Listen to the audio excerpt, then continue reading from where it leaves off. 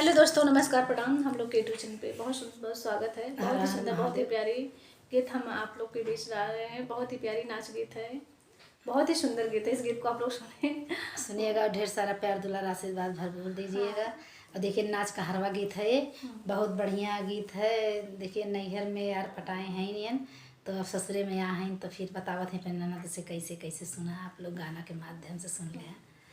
बहुत सुंदर गीत है। नैहर के बचपन के होता है ना, सुने आप लोग। हम मिल के बोलौले बाई अरवा छोटी नदी, मिल के बोलौले बाई अरवा छोटी नदी, मिल के बोलौले बाई अरवा छोटी नदी। पिया के कमाई हम कुछ न जानी हो, कुछ न जानी हो। नथिया गढ़वले बाई अरवा छोटी नदी, नथिया गढ़वले बाई अरवा छोटी नदी, मिल के बोलौले बाई अरवा छोटी नदी, मिल के बोलौले बाई अरवा छोटी नदी। पिया के कमाई हम कुछ न जानी हो, पिया न जानी हो।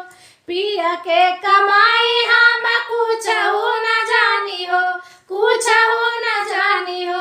पायल गढ़वले बाई अरवा छोटी नदी, पायल गढ़वले बाई अरवा छोटी नदी, मिल के बोलौले बाई अरवा छोटी नदी, मिल के बोलौले बाई अरवा छोटी नदी।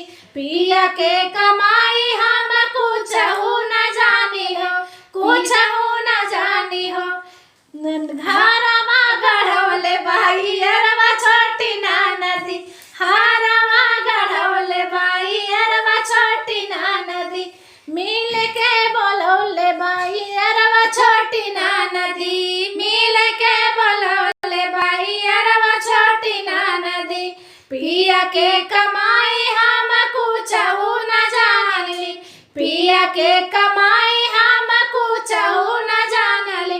टीकवा गढ़वले बाई अरवा छोटी नदी, टीकवा गढ़वले बाई अरवा छोटी नदी, मिल के बोलौले बाई अरवा छोटी नदी, मिल के बोलौले बाई अरवा छोटी नदी।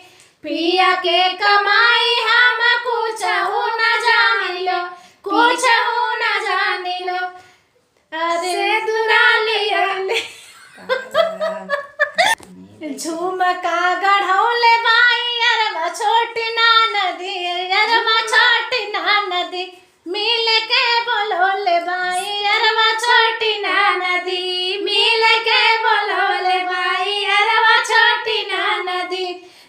पिया के कमाई हम कुछ न जानी लो, कुछ न जानी लो। कंगना गढ़ौले बाई अरवा छोटी नदी, कंगना गढ़ौले बाई अरवा छोटी नदी, मिल के बोलौले बाई अरवा छोटी नदी, मिल के बोलौले बाई अरवा छोटी नदी।